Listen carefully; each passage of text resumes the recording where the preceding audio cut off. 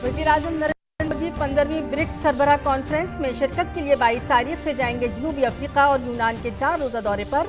40 वर्षों में किसी भारतीय वज़ीर-ए-आज़म का ये है यूनान का पहला दौरा।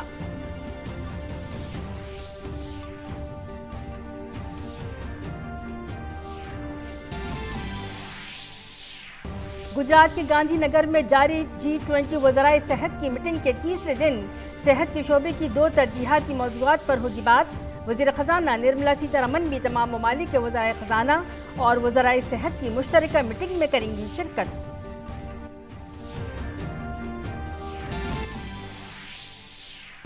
गुजरात के गांधीनगर में डिजिटल हेल्थ पर शुरू की जाएगी आलमी पहल। वज़ीर सेहत डॉक्टर मनसुख मंडाविया इख्तितामी इजलास से करेंगे खिताब। आलमी इदारे सेहत के डायरेक्टर जनरल भी रहेंगे मौजूद।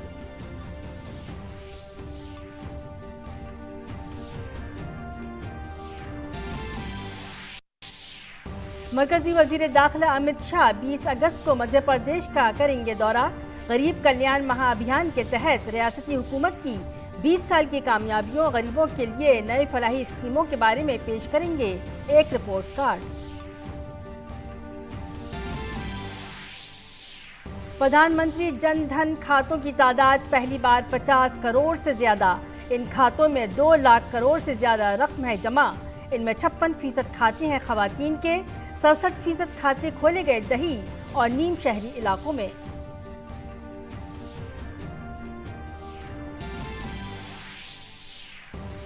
भारत की अनितिन पंघाल ने अंडर 20 वर्ल्ड रेसलिंग चैंपियनशिप में जीता तलाई तमगा।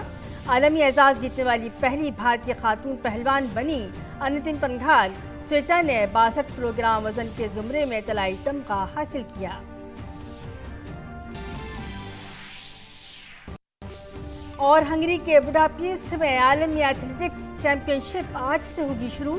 नीरज चोपड़ा की क़यादत में भारत के लिए होगा सुनहरी आगाज।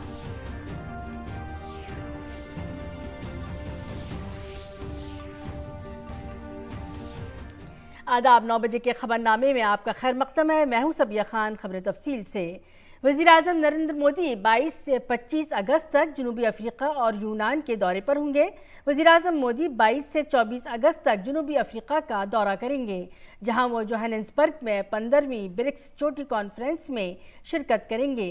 पीएम मोदी का ये दौरा जनूबी अफ्रीका के सदर सिरिल रामाफोसा की दावत पर हो रहा है। ये 2019 के बाद पहली ब्रिक्स सरबराह कॉन्फ्रेंस है जो वर्चुअल तौर पर मुनक़िद नहीं हो रही है। सरबराह इजलास ग्रुप की तरफ से किए गए इक़दामात की पेशरफ्त का जायज़ा लेने और मुस्तक़बिल के काम के शोबों की शनाख्त करने का मौका फराहम करेगा। पीएम मोदी ब्रिक्स सरबराह इजलास के बाद मुनक़िद होने वाले खुसूसी प्रोग्राम ब्रिक्स अफ्रीका आउटरीच और ब्रिक्स प्लस डायलॉग में शिरकत करेंगे। जनूबी अफ्रीका की तरफ से मौजूद दीगर ममालिक भी इसमें शिरकत करेंगे। अपने दौरे के दौरान पीएम मोदी जोहानिसबर्ग में मौजूद कई रहनुमाओं के साथ 2 तरफ़ा मीटिंग भी करेंगे। पीएम मोदी जनूबी अफ्रीका के बाद यूनान जाएंगे। पिछले 40 सालों में किसी भी भारतीय वज़ीर-ए-आज़म का यूनान का ये पहला दौरा होगा। ये दौरा यूनान के वज़ीर-ए-आज़म की दावत पर हो रहा है। इस ज़मन में पीएम मोदी अपने यूनानी हम मनसब से 2 तरफ़ा ताल्लुकात को मज़ीद मजबूत बनाने पर तबादले ख्याल करेंगे। पीएम मोदी दोनों ममालिक के कारोबारी लीडरों के साथ साथ यूनान में मुकीम भारतीय बरादरी से भी बातचीत करेंगे। मरकजी वज़ीर दाखिला अमित शाह 20 अगस्त को मध्य प्रदेश के दौरे पर होंगे। 20 अगस्त को अमित शाह रियासती हुकूमत के 20 साल की मयाद की हुसूलियाबियों और गरीब कल्याण महाअभियान के तहत गरीबों की फलाह बहबूद की स्कीमों के बारे में एक रिपोर्ट कार्ड पेश करेंगे। वो ग्वालियर में मुनक़िद होने वाली ग्रेटर प्रदेश वर्किंग कमेटी की मीटिंग में रहनुमाई भी करेंगे। भारतीय जनता पार्टी के रियासती सदर और रुकन पार्लियामेंट विष्णुदत्त शर्मा ने मरकजी वज़ीर दाखिला अमित शाह के मध्य प्रदेश के दौरे के बारे में जानकारी दी। उन्होंने कहा कि रियासत के पार्टी कारकुनान अमित शाह की रियासत में आमद को लेकर पुरजोश हैं। विष्णुदत्त शर्मा ने कहा कि भारतीय जनता पार्टी की क़यादत में रियासती हुकूमतें वज़ीर आज़म नरेंद्र मोदी की क़यादत में गरीबों की बहबूद के मिशन में सरगर्म हैं। मरकज़ी और रियासती हुकूमतों की स्कीमों ने गरीबों की ज़िंदगी बदलने का काम किया है। मध्य प्रदेश में कमलनाथ हुकूमत के 15 महीनों को छोड़कर पिछले 20 सालों में भारतीय जनता पार्टी की हुकूमत ने रियासत की तरक्की और गरीबों की ज़िंदगी बदलने के लिए काम किया है। हुकूमत की स्कीमों से आम आदमी मुस्तफ़ीद हुआ है। वज़ीर आला शिवराज सिंह चौहान की क़यादत वाली बीजेपी हुकूमत के 20 सालों में काफ़ी तरक्याती काम हुए हैं। मरकज़ी वज़ीर दाखिला अमित शाह 20 अगस्त को भोपाल में आवाम के सामने गरीबों की फलाह बहबूद का रिपोर्ट कार्ड पेश करेंगे। अमित शाह इंतखाबी रथ को भी हरी झंडी दिखाएंगे, जो तरक्की और गरीबों की फलाह बहबूद के हवाले से हर विधानसभा पहुँचेगा। इस दौरान रियासत के सीनियर कायदीन मौजूद रहेंगे, जिसके बाद मरकज़ी वज़ीर दाखिला अमित शाह ग्वालियर पहुँचेंगे। 20 अगस्त को ग्वालियर के अटल ऑडिटोरियम में बड़ी वर्किंग कमेटी की मीटिंग होगी, जिसमें अमित शाह रियासत के तमाम कारकुनों की 2023 के असेंबली इंतखाबात के पेश नज़र रहनुमाई करेंगे। मध्य प्रदेश 2023 के चुनाव की दृष्टि से हम सब कार्यकर्ताओं को मार्गदर्शन, कार्यकर्ताओं को एक ताकत देने का काम जो माननीय गृह मंत्री जी हमेशा करते हैं। उन्होंने मध्य प्रदेश के अंदर, इंदौर के अंदर आपने देखा होगा, ग्वालियर के अंदर माननीय गृह मंत्री जी एक कार्य समिति के अंदर उनका अपना कार्यकर्ताओं को मार्गदर्शन माननीय गृह मंत्री जी देंगे। तो एक व्यापक अभियान अभी चुनाव की दृष्टि से हमारे गृह मंत्री जी का दौरा मध्य प्रदेश के अंदर तय हुआ है और उसको लेकर के हम सब व्यापक तैयारियों में, ग्वालियर के कार्यकर्ताओं में भी उमंग और उत्साह के साथ मध्य प्रदेश के सभी कार्यकर्ता तैयारी में जुटे हैं। आज गुजरात के गांधीनगर में जारी G20 वज़राए सेहत की मीटिंग के तीसरे दिन सेहत के शोबे में 2 तरजीहात पर तबादला ख्याल किया जाएगा। इन तरजीहात में दवासाजी के शोबे में ताउन को मजबूत करने, महफूज, मौसर और मयारी अद्वियात की दस्तियाबी पर खुसूसी जोर दिया जाएगा। नीज़ आलमी सेहत के हदफ को हासिल करने के लिए डिजिटल सेहत के लिए मौजूदा आलमी कोशिशों को डिजिटल हेल्थ में जिद्दत और मौसर हल के साथ एक इदारा जाती फ्रेमवर्क में तब्दील करने की अव्वलीन तरजीह होगी। मरकज़ी वज़ीर सेहत डॉक्टर मनसुख मंडाविया मीटिंग में से खिताब करेंगे। इसके बाद डिजिटल हेल्थ पर आलमी पहल शुरू की जाएगी और इसी नुक्ते नज़र से ये बहुत अहम है। बाद-ए-ज़ां वज़ीर सेहत डॉक्टर मनसुख मंडाविया इख्तितामी इजलास से खिताब करेंगे। इस मौके पर आलमी इदारे सेहत के डायरेक्टर जनरल भी मौजूद होंगे। मरकज़ी वज़ीर सेहत आलमी बैंकिंग की डिजिटल हेल्थ पर फ्लैगशिप रिपोर्ट भी जारी करेंगे। 4:30 बजे शाम में वज़ीर ख़जाना और joint finance and health care की मुश्तरका मीटिंग होगी, जिसमें तमाम ममालिक के वज़राए सेहत के साथ वज़ीर ख़जाना निर्मला सीतारमन भी हिस्सा ले रही हैं। इसके बाद मंदुबीन गांधीनगर देखने भी जाएंगे।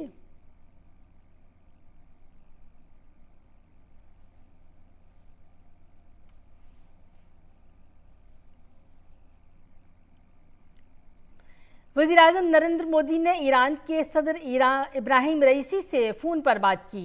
दोनों रहनुमाओं ने 2 तरफ़ा ताउन और इलाकाई उमूर पर तबादला ख्याल किया। पीएम मोदी ने कहा कि भारत और ईरान के ताल्लुकात तारीख़ी और तहज़ीबी रवाबित पर मबनी हैं और मजबूत अवाम से अवाम के ताल्लुकात हैं।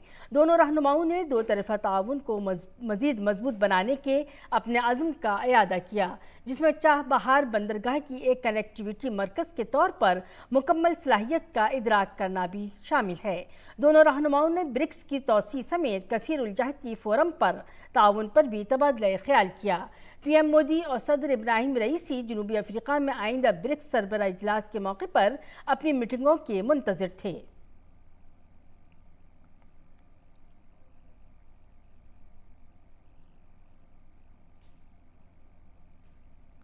पीएम जन धन योजना ने एक और तारीखी कामयाबी हासिल की है।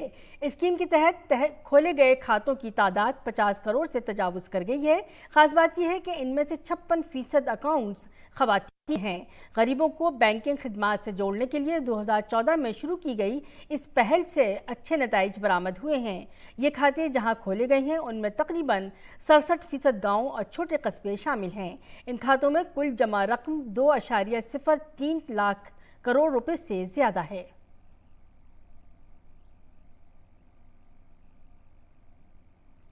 एनसीबी ने मनशियात के खिलाफ मुहिम शुरू की है ताकि मनशियात से पाक मुल्क का ख्वाब शर्मिंदा ताबीर हो सके। जुलाई में मुल्क के मुख्तलिफ इलाकों में मजमूई तौर पर 1.44 लाख किलो मनशियात तल्फ की गई।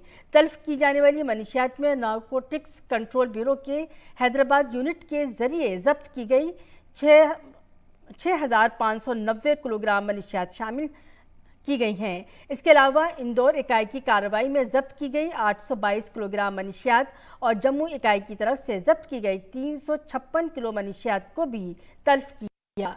वज़ीर-ए-आज़म नरेंद्र मोदी की क़यादत में मरकज़ी हुकूमत ने भारत को मनशियात से पाक बनाने के लिए मनशियात के खिलाफ ज़ीरो टॉलरेंस की पॉलिसी अपनाई है। 1 जून 2022 से 15 जुलाई 2023 तक एनसीबी तमाम इलाकाई इकाइयों और रियासती एजेंसियों ने तकरीबन 9,580 करोड़ रुपए की मनशियात को तबाह किया है, जो पहले से 11 गुना ज़्यादा है।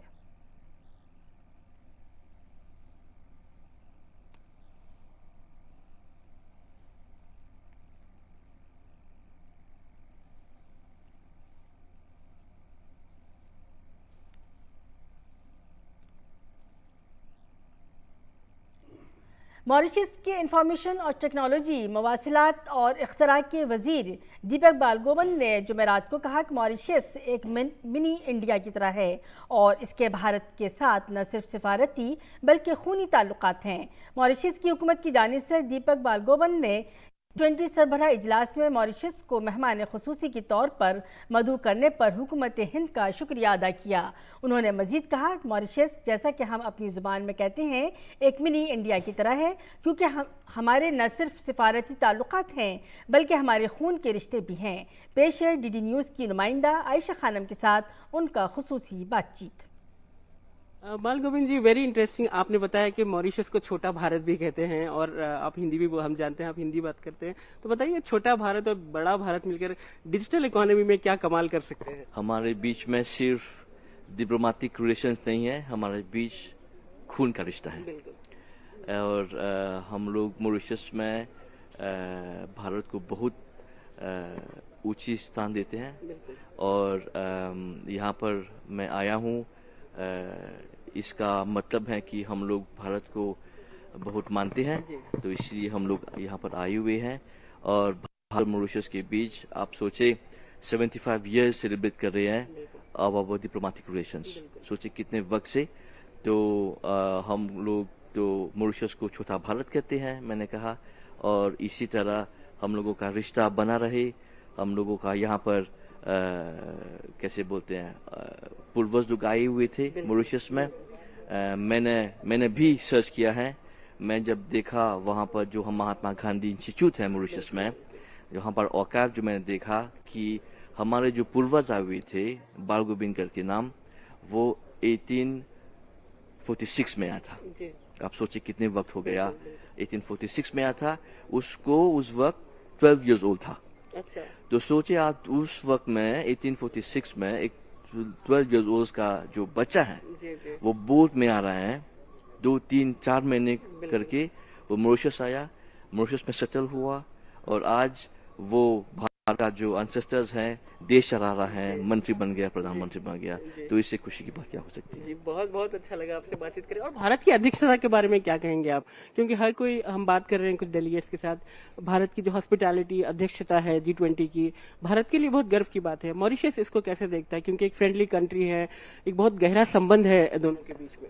जब हम लोग यहाँ पर आए हुए हैं, अभी तक हम लोग ओवरवेल्म हैं आपकी हॉस्पिटैलिटी और आपके स्वागत जो आपने किया मेरा और मेरी डेलीगेशन को। ये तो कैसे बोलते हैं, सिर्फ हमारे रिश्ता ही नहीं है, ये एक इतिहास की बात है कि ये खून का रिश्ता है। और यहाँ पर हम लोगों को इतना स्वागत दिया, इतना मान सम्मान दिया, तो इसीलिए हम मॉरिशस के वासी को, ऑन बिहाफ को, हम लोग इंडिया के वासी को बहुत धन्यवाद करते हैं और आते रहेंगे। आप भी आते रहें। सिर्फ डेस्टिनेशन नहीं है, वहाँ पर भी और बहुत बिजनेस हो सकता है, स्टार्टअप हो सकता है, कोलैबोरेशन हो सकता है। तो आप आए मॉरिशस, एंजॉय करें, काम करें। धन्यवाद हमसे बातचीत करने के लिए। ये थे मॉरिशस के आईटी मिनिस्टर बालगोविंद जी बता रहे थे कि कैसे मॉरिशस छोटा भारत है और गहरे रिश्ते हैं भारत और मॉरिशस के, और ये रिश्ते जो है अब डिजिटल इकोनॉमी के जरिए और भी गहराएंगे और इस G20 बैठक के साथ और इकोनॉमी बढ़ाने के लिए प्रयास दोनों देशों के बीच और भी गहरे होंगे। कैमरामैन चंद्र कुमार के साथ आयशा खानम, डीडी न्यूज, बैंगलोर। कौमी राजधानी दिल्ली में आज सुबह अचानक मौसम बदल गया और दिल्ली के कुछ हिस्सों में बिजली गिरने के साथ अच्छी बारिश हुई। इसकी वजह से दिल्ली के लोगों को शदीद गर्मी से राहत मिली। बारिश के बाद मौसम इंतहाई खुशगवार हो गया है। इसके साथ ही दिल्ली के द्वारका इलाके में भी सड़कों पर पानी जमा देखा गया।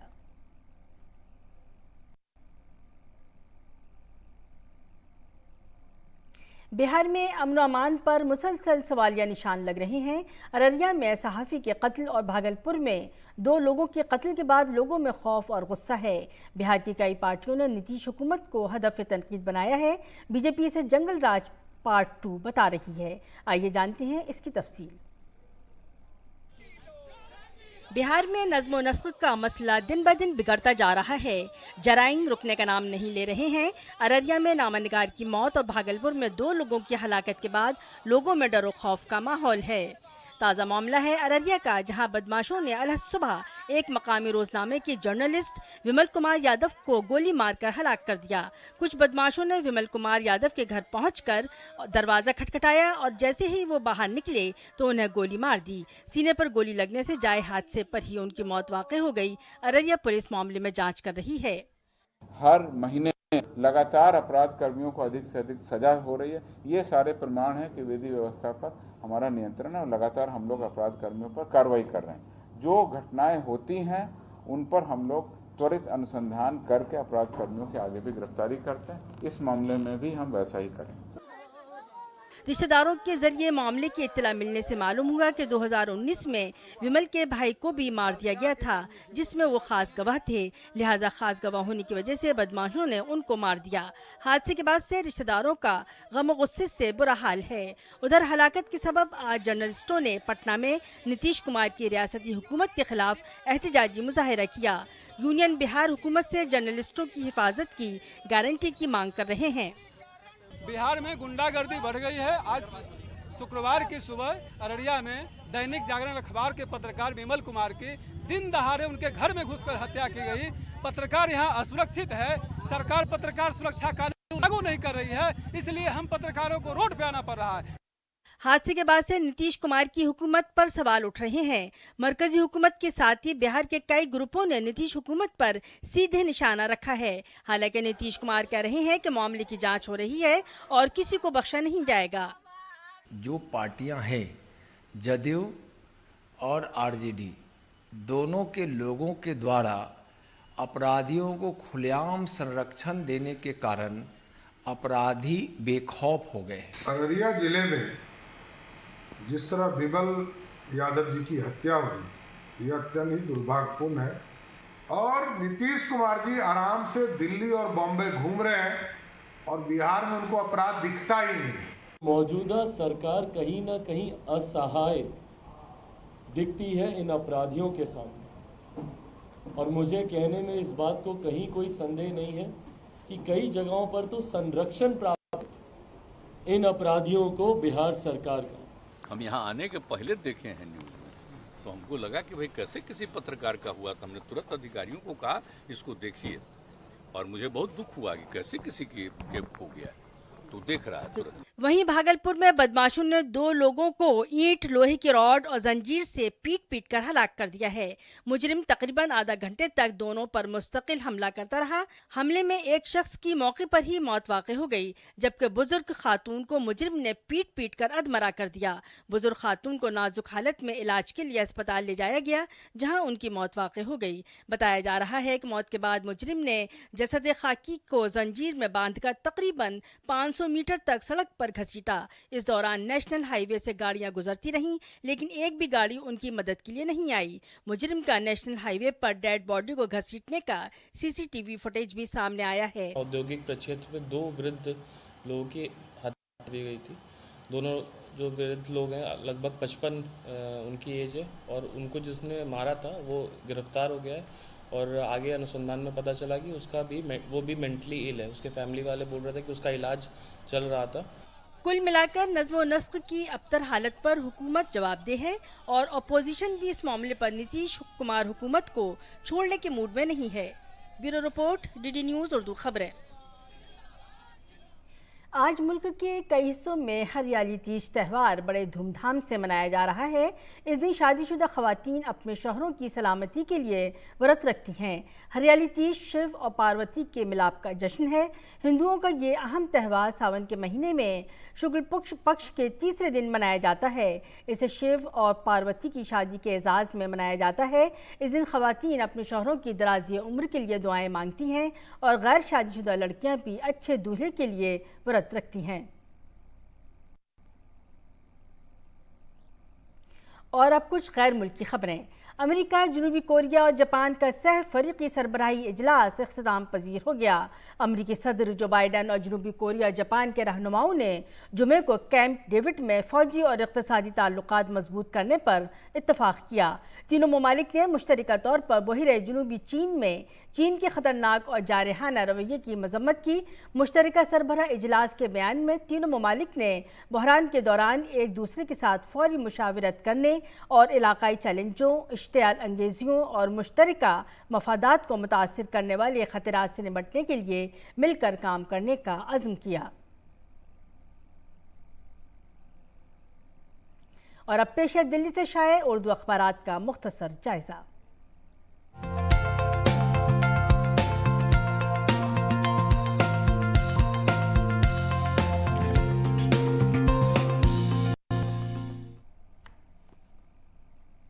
जायज़े लेंगे दिल्ली से शाये उर्दू रोज़नामों का। सबसे पहले नज़र डालेंगे रोज़नामा हमारा समाज पर, जिसने अपने सफ़े अव्वल पर अहम खबर की सुर्खी इस तरह बनाई है: हिंदुस्तान इक़्तिसादी खुशहाली के नए दौर की तरफ तेज़ी से गामज़न। ये बात कही है वज़ीर आज़म नरेंद्र मोदी ने। हिंदुस्तान मसावी और इज्तिमाई खुशहाली को हासिल करने के लिए काबिल ज़िक्र पेशरफ्त कर रहा है।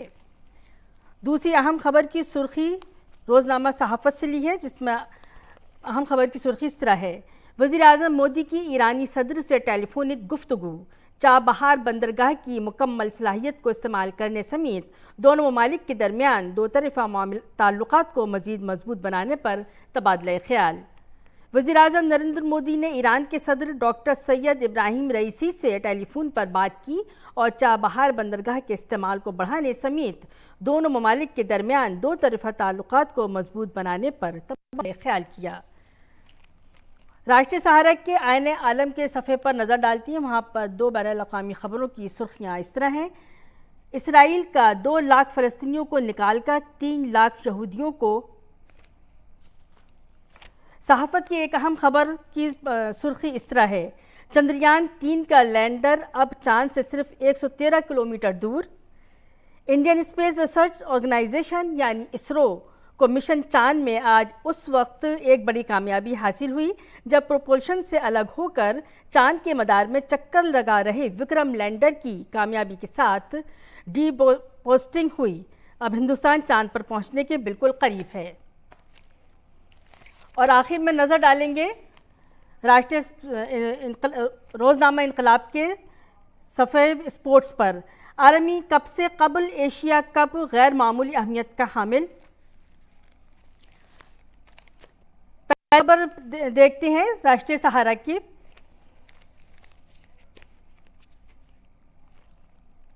आलमी कप से कबल एशिया कप गैर मामूली अहमियत का हामिल। मुताद्दद नामवर खिलाड़ियों को बाहर का होना तय। शास्त्री और संदीप पाटिल ने तिलक वर्मा को मिडिल ऑर्डर में शामिल करने की वकालत की। 21 अगस्त को टीम का ऐलान किया जाएगा। इसी के साथ बढ़ेंगे अगली खबर की तरफ, खेल की खबरों के बाद। और अब खेल की खबरों में देखते हैं, भारत की नौजवान पहलवान अंतिम पंघाल ने तारीख रकम कर दी। अंतिम पंघाल ने उर्दून में जारी अंडर 20 वर्ल्ड रेसलिंग चैंपियनशिप में तलाई तमगा जीतने में कामयाब रहीं। उन्होंने 53 किलोग्राम वजन के जुमरे में तलाई तमगा जीता। फाइनल में अंतिम पंघाल ने यूक्रेनी पहलवान को 0-4 से शिकस्त दी। इस जीत के साथ वो गुज़श्ता 2 आलमी टाइटल जीतने वाली पहली भारतीय खातून रेसलर बन गई हैं। भारत की श्वेता भी अंडर 20 वर्ल्ड रेसलिंग चैंपियनशिप में गोल्ड मेडल जीतने में कामयाब रही हैं। उन्होंने ये तलाई तमगा 62 किलोग्राम वजन के जुमरे में हासिल किया। श्वेता ने फाइनल में वेनेजुएला की पहलवान को 0-10 से शिकस्त दी। इससे कबल श्वेता ने अंडर 17 वर्ल्ड चैंपियनशिप में भी गोल्ड मेडल जीता था। और वर्ल्ड एथलेटिक्स चैंपियनशिप आज से शुरू हो रही है।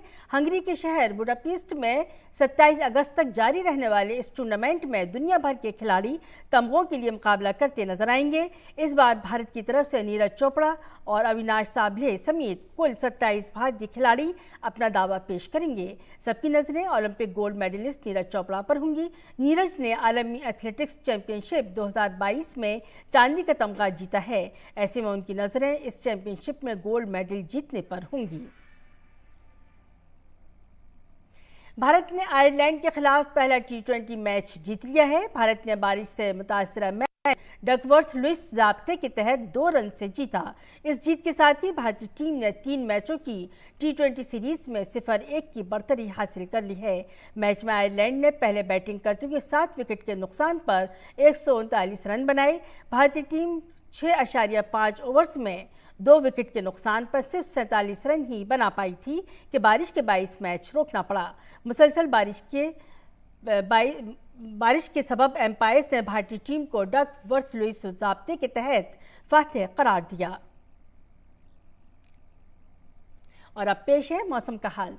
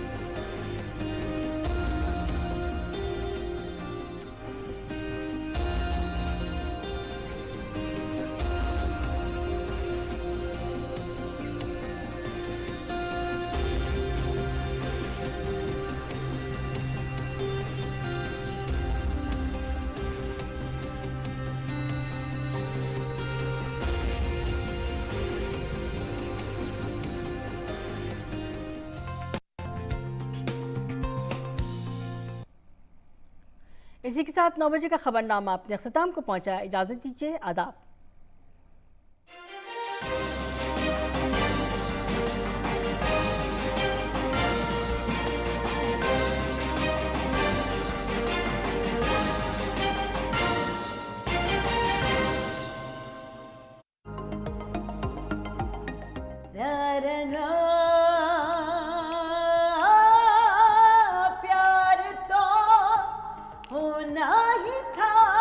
कैसा लगता है जब आप इतनी बुलंदियों पर पहुंच जाते हैं? तो शोहरत की बुलंदी पल भर का तमाशा है, जिस डाल पे बैठे हो वो टूट भी सकती है। दमादम मस्त कलंदर अलीदा पहला नंबर, दमादम मस्त कलंदर अली शाहबाज कलंदर। गुलकारा जसविंदर नरूला से कीजिए मुलाकात इस शनिवार रात 8:30 बजे और इतवार दोपहर 12:30 बजे।